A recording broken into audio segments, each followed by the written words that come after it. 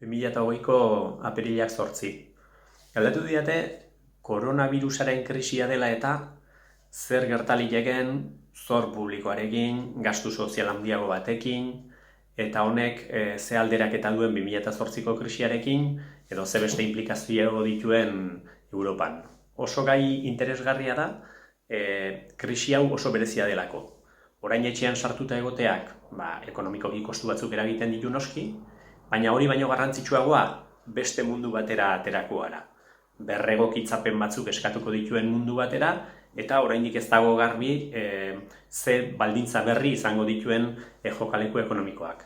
Baina garbi dagoena da, inork askorik uste gabe, modu berezi batean Italia eta Espainia eta Euskal Herria kolpatu dituela koronavirusaren krisi honek.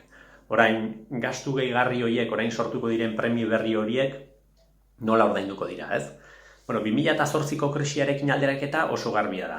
2008an estatu ezberdinak egoera oso ezberdinak zituzten, eta iparraldeko herrialdeek, nik uste dut, zentzuz eskatu zutela bakoitzak bere ardurak onartzea.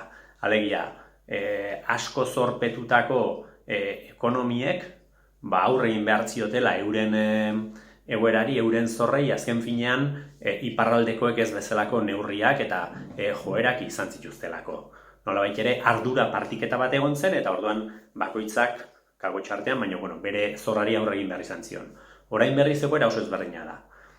Kanpotik etorritako faktore batek, herrialde bat kolpatzen du, uholde bat edo hurakan bat izango balitz bezala, horrek gastu batzuk eta egoera ekonomiko larri batera egiten du, baina euroguneak gai izan beharko luke horrelako kasu bati ahots bateratu eta indartsu batekin erantzuteko.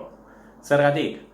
Estatu batek hori egingo lukelako horrelako kasu batean, hau da, ardurak partekatu eta guztion artean aurre egin egoera berri honi. Eurogunea hori lortzeko gai ez bada, eta Bruselan izandako Europako Kontseiluak oraingoz behintzat ez du akordiorik erdietsi hortarako, hainbatek zalantzan jarriko du zertarako nahi dugun txanpon bat partekatu. Herbereekin edo Alemaniarekin edo beste edozein herrirekin. Azken finean, egoera larri bati erantzun sendo bat eman behar zaiolako.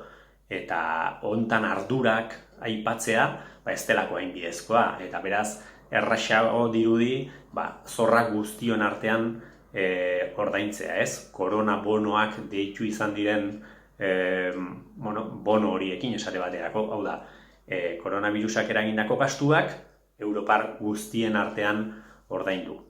Iparraldeko zenbait herrik errezeloak dituzte horrekiko, baina erantzun logikoena dirudi, eta ikusiko du hori gertatzen den, edo ez, baina zer esan handia izango du Italiak eta Espainiak ere bai, zorpetze maila handia dutelako, eta lehenaz gain virus honek bereziki kaltetuko dituelako. Erantzunak hurrengo egunetan.